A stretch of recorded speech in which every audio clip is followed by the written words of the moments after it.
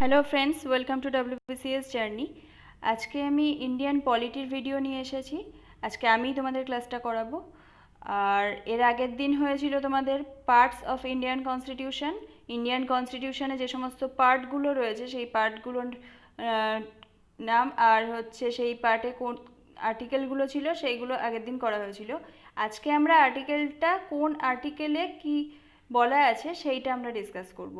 তো এটা এক্সামে প্রত্যেকটা কম্পিটিটিভ এক্সামেই আসে, নট অনলি ডাব্লিউবিসিএস, প্রত্যেকটা এক্সামের জন্যই ভীষণ ইম্পর্টেন্ট। সো যারা ডাব্লিউবিসিএস ছাড়াও অন্য পরীক্ষার জন্য দেখছো তাদের জন্য ভীষণ ইম্পর্টেন্ট। সো ভিডিওটা স্কিপ না করে ফুল ভিডিওটা দেখো। সো চলো শুরু করা যাক আজকের ভিডিও। তো পার্ট ওয়ানের মধ্যে কী কী দেখেছিলাম আমরা? আর্টিকেল 1 থেকে আর্টিকেল 4। তো আর্টিকেল 1-এ কী বলছে যে name and territory of the union. তো name and territory of the union মানে কি, যে ভারত যে সমস্ত রাজ্য ইউনিয়ন টেরিটরি নিয়ে গঠিত সেগুলোর নাম হচ্ছে আর্টিকেল 1-এ বলা আছে। আর্টিকেল 2-তে কী বলছে? আর্টিকেল 2-তে বলছে যে admission and establishment of the new state. Admission and establishment of the new state বলতে কি বলছে, যে কোনো একটা নতুন রাজ্য গঠন করা হলো, তো সেটা যে অ্যাড করা হচ্ছে কনস্টিটিউশনে, সো সেইটা হচ্ছে আর্টিকেল 2-তে বলা হচ্ছে। দেন আর্টিকেল 3-তে কি বলছে? Formation of new states. নতুন কোনো স্টেটের যে গঠন হচ্ছে, ফর্ম করা হচ্ছে, সেইটা হচ্ছে আর্টিকেল 3-তে বলা হচ্ছে। সো পরীক্ষা যদি তোমাদের কোশ্চেন দেয় যে কোন আর্টিকেলের মাধ্যমে ফর্মেশন অফ নিউ স্টেট, তো সেটা হচ্ছে অ্যান্সার টিক করবে আর্টিকেল 3। তো শুধু আর্টিকেল 3-তে not only formation of new state, এছাড়া হচ্ছে alteration of areas, boundaries and name of existing states. যে সমস্ত স্টেটগুলো অলরেডি আছে আমাদের, সেই স্টেটগুলোতে যদি কোনো এরিয়ার পরিবর্তন হয় বা বাউন্ডারি যদি কোনো কারণে পরিবর্তন হচ্ছে বা নেম, তো সেইগুলো হচ্ছে সমস্ত আর্টিকেল 3-তে সম্পর্কে বলা আছে। দেন হচ্ছে পার্ট 2। পার্ট 2-তে কী কী আসছে? আর্টিকেল 5 থেকে আর্টিকেল 11 পর্যন্ত। তো এগুলো সবকটা সিটিজেনশিপের ওপর ডিসকাস। তো সেটা ফার্স্ট কি বলছে, এর মধ্যে যেগুলো ইম্পর্টেন্ট আমরা শুধু সেগুলোই পড়বো, সবকটা আর্টিকেল কিন্তু পড়বো না।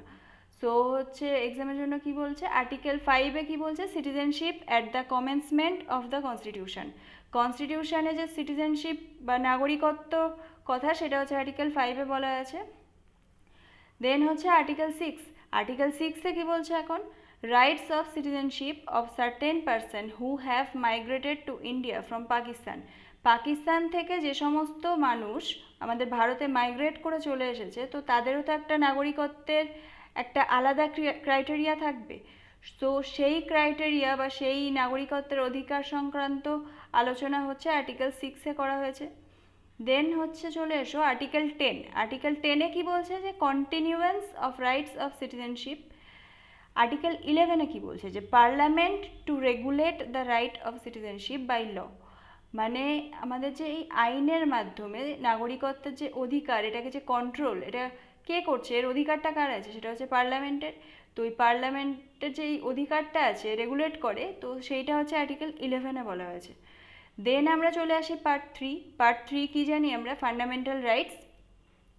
তো ফান্ডামেন্টাল রাইটসের এতে কি বলছে? ফার্স্ট হচ্ছে আমরা আসি যে আর্টিকেল 12। আর্টিকেল 12-এ কী বলছে? Definition of the state. এখানে স্টেট মিনস নর্মাল রাজ্য না, এটা অনেক ভাস্ট সেন্সে কথাটা ইউজ করা হচ্ছে। ইনফ্যাক্ট পুরো দেশের ব্যাপারেই বলা হচ্ছে। সো আর্টিকেল 12-এ হচ্ছে definition of the state important. Article 13 কি বলছে? যে law inconsistent with or in derogation of the fundamental rights.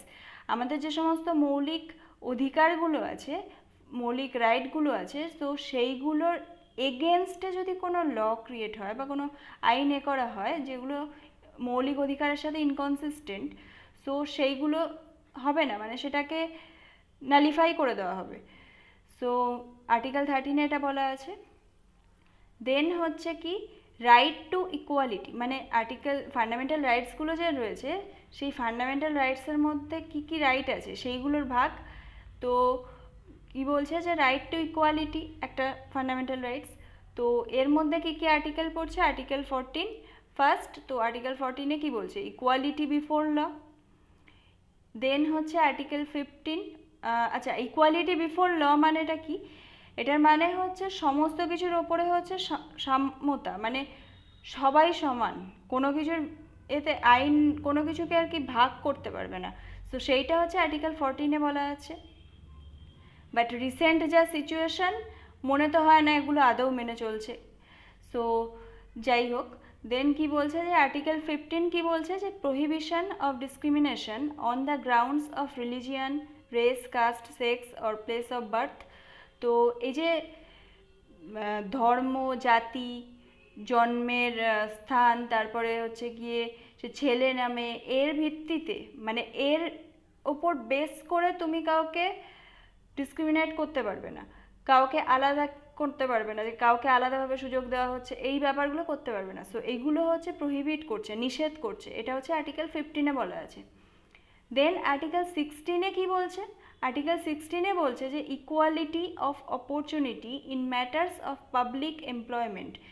যে পাবলিক এমপ্লয়মেন্ট মানে সাধারণ মানুষের যে চাকরি বা বিভিন্ন আর কি তাদের যে ইনকাম করার ব্যাপারে, সেক্ষেত্রে হচ্ছে কোনো এক্সট্রা কাউকে আলাদাভাবে সুযোগ করা, মানে সবার সমান অপরচুনিটি থাকবে।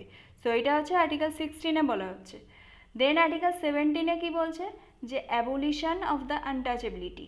এই যে অস্পৃশ্যতা, এই ব্যাপারটা তোমরা সবাই ভালো করেই জানো যে সমাজে কীরকম অবস্থা একসময় ছিল। সো এইটা করা যাবে না, ইভেন এখনও কিছু কিছু জায়গায় হয়তো এরকম রয়েছে। সো এই জিনিসটা অ্যাবলিশ করার ব্যাপারটা, সেটা হচ্ছে আর্টিকেল 17-এ বলা আছে। দেন আর্টিকেল 18-এ কি বলছে? Abolition of titles. যে এই ভারতরত্ন, পদ্মভূষণ, পদ্মবিভূষণ, এইগুলো যে আমাদের অ্যাওয়ার্ডগুলো আছে, তো এটা যে পাবে সেটা সে টাইটেলের এতে লাগাতে পারবে না, যে তার নামে লাগিয়ে দিল ভারতরত্ন সামথিং, এরকম কিছু করতে পারবে না। সো এটাকে টাইটেল হিসেবে না, এটা জাস্ট অ্যাওয়ার্ড। সো এই অ্যাবলিশন অফ টাইটেলস হচ্ছে আর্টিকেল 18-এ, সরি। তো আর্টিকেল 17 আনটাচেবিলিটি, এটা ভীষণ ইম্পর্টেন্ট। এখানে সব কটাই ইম্পর্টেন্ট, এখানে যে কটা বললাম ফান্ডামেন্টাল রাইটসের মধ্যে আর্টিকেল 18ও ভীষণ ইম্পর্টেন্ট, পরীক্ষায় এগুলো তো বারবার আসে। দেন চলে এসো রাইট টু ফ্রিডম। তাহলে আমরা ফার্স্টেরটা কি পড়লাম? রাইট টু ইকুয়ালিটি আর্টিকেল 14 থেকে আর্টিকেল 18 পর্যন্ত ছিল। দেন আমরা চলে আসি right to freedom. Right to ফ্রিডমে কি বলছে এখন? যে article 19 guarantees to all the citizens the 6 rights. যে 6টা ফান্ডামেন্টাল রাইটস আছে, সেই 6টা ফান্ডামেন্টাল রাইটস সমস্ত নাগরিককে দেওয়া হবে, এটা গ্যারান্টি প্রোভাইড করছে হচ্ছে আর্টিকেল 19। আর্টিকেল 20 কি বলছে? Protection in respect of conviction for offences. So এই প্রোটেকশনটা দেওয়া হচ্ছে আর্টিকেল 20-তে। আর্টিকেল 21-এ কি বলছে? যে লাইফ অ্যান্ড পার্সোনাল লিবার্টি, মানে ব্যক্তিগত স্বাধীনতা, সেটা মানে তোমার ব্যক্তিগত ব্যাপারে কেউ হস্তক্ষেপ করতে আসবে না। সো সেইটার যে প্রোটেকশন, সেটা হচ্ছে আর্টিকেল 21-এ বলছে। আর্টিকেল 22-তে কি বলছে? Protection against arrest and detention in certain cases. So এটা হচ্ছে আর্টিকেল 22-তে বলছে। নেক্সট ফান্ডামেন্টাল রাইটস হচ্ছে রাইট এগেনস্ট এক্সপ্লয়টেশন। তো রাইট এগেনস্ট এক্সপ্লয়টেশন, এটার মধ্যে কী কী পড়ছে? আর্টিকেল 23-তে বলছে prohibition of traffic in human beings and forced labour. যে সমাজে আছে মানুষকে যে বিক্রি করে দেওয়া হয়, সেটা ছোট বাচ্চা হোক, মহিলা হোক বা পুরুষই হোক, সো যে হিউম্যানকে বিক্রি করে দেওয়া হয়, তো এই জিনিসটা প্রহিবিট করছে। সেই সাথে সাথে ফোর্সড লেবার, মানে তোমাকে দিয়ে খাটিয়ে নেওয়া হলো, তোমাকে কোনো তার মূল্য দেওয়া হলো না, তার টাকা দেওয়া হলো না, মানে তোমাকে বিনা এতে তোমাকে খাটিয়ে নেওয়া হচ্ছে, সেইটা হচ্ছে জোর করে খাটানো বলে। তোমাকে যদি এখন টাকা না দেয়, স্বাভাবিকভাবে তুমি কাজ করতে চাইবে না, বাট তা সত্ত্বেও তোমাকে করতে বাধ্য করা হচ্ছে, সো সেটা ফোর্সড লেবার। তো এটা হচ্ছে প্রহিবিট করছে হচ্ছে আর্টিকেল 23-তে। দেন কি বলছে? Article 24 prohibition of employment of children in factories and mines. এই যে বিভিন্ন ফ্যাক্টরিগুলো আছে আর মাইন মানে যে খনি, মাইন মানে খনি বলা হয়, তো এখানে যে ছোটো ছোটো বাচ্চাদেরকে দিয়ে কাজ করানো হয়, যে 14 বছরের নিচে যদি কাজ করানো হয়, সেটা নিষেধ, সেটা করা যাবে না। বাট দুর্ভাগ্যবশত এরকম তো চলছে, বাট কেউ সেটা দেখলেও কিছু বাধা দেয় না। সো কিছু করার নেই, এরকম কন্ডিশন হয়ে গেছে এখন। সো আর্টিকেল 24-এ এটা বলা হচ্ছে। দেন পরের রাইটটা কি বলছে? যে right to freedom of religion, ধর্মের স্বাধীনতার যে রাইট সেটা কি, আর্টিকেল 25-এ কি বলছে যে freedom of conscience and free profession practice and propagation of religion. তুমি যে ধর্মেরই হও কেন তুমি ফ্রিভাবে সেই ধর্মটাকে প্র্যাকটিস করতে পারবে, কেউ তোমাকে বাধা দেবে না, মানে সেটা সম্পূর্ণ স্বাধীন তুমি। সো এটা হচ্ছে আর্টিকেল 25-এ বলেছে। এরপর কি বলছে যে freedom to manage religious affairs, মানে তোমার ধর্মীয় আচরণটা আর কি ম্যানেজ করার জন্য তোমার সম্পূর্ণ স্বাধীন, সেটা হচ্ছে আর্টিকেল 26-এ বলছে। আর্টিকেল 27-এ কি বলছে, freedom as to pay taxes for promotion of any particular religion, তুমি কোনো বিশেষ ধর্মকে কখনো প্রমোট করতে পারবে না, sorry I am really sorry. তো হচ্ছে তুমি কোনো ধর্মকে হচ্ছে ট্যাক্স পে করে প্রমোট করবে, তো সেটা সম্পূর্ণ ফ্রিডম, মানে তোমার একে কোনো কিছু বাধা দিতে আসবে না কেউ। সো এটা হচ্ছে আর্টিকেল 27। দেন হচ্ছে আর্টিকেল 28, এটা হচ্ছে freedom from attending religious instruction. তো বিভিন্ন যে ধর্মীয় ইনস্ট্রাকশন এই সমস্ত এতে যে অ্যাটেন্ড করা, তো এইগুলো সম্পূর্ণ স্বাধীন, এটা হচ্ছে আর্টিকেল 28। দেন হচ্ছে next fundamental right, cultural and educational rights.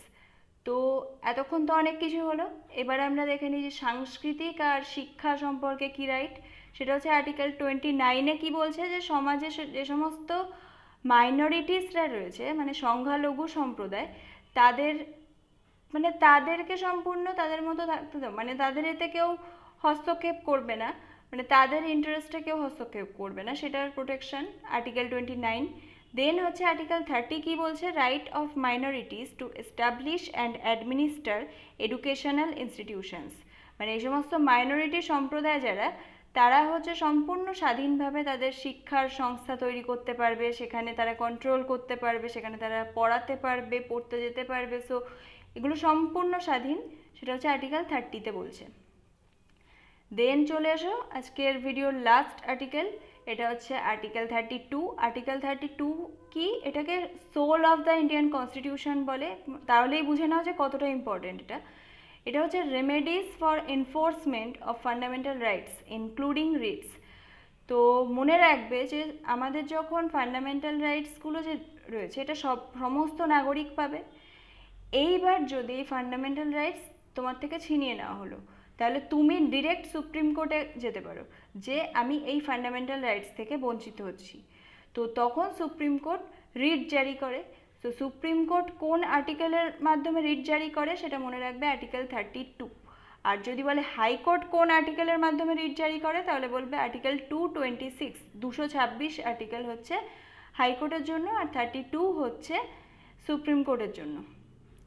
তো এটা ভালো করে মনে রাখবে, ভীষণ important. Article 32, remedies for enforcement of fundamental rights including writs. আর কী কী রিট আছে এটা তো তোমাদের সুপ্রিম কোর্টের ভিডিও আগেই করানো হয়েছে, সো ওখানে তো সবই বলা আছে। তো কী কী রিট আছে সেগুলো তোমরা কমেন্ট সেকশানে কমেন্ট করো, দেখি কতটা মনে আছে তোমাদের। সো ফ্রেন্ডস, আজকে এই পর্যন্তই থাক, নেক্সট দিন এর পরের আর্টিকেল থেকে স্টার্ট করব। সো আজকে এই পর্যন্তই। ভিডিওটা ভালো লাগলে অবশ্যই লাইক অ্যান্ড শেয়ার করো, আর যারা চ্যানেলে নতুন তারা চ্যানেলটাকে সাবস্ক্রাইব করে পাশে বেল আইকনটা অন করে রেখে দাও। আর পিডিএফ দরকার হলে, নতুন করে বলার কিছু নেই, পিডিএফ দরকার হলে সেটা তোমরা কমেন্ট সেকশানে কমেন্ট করবে, আমি ওটাকে অ্যাভেলেবেল করে দেবো ফেসবুক পেজে। So thank you for watching.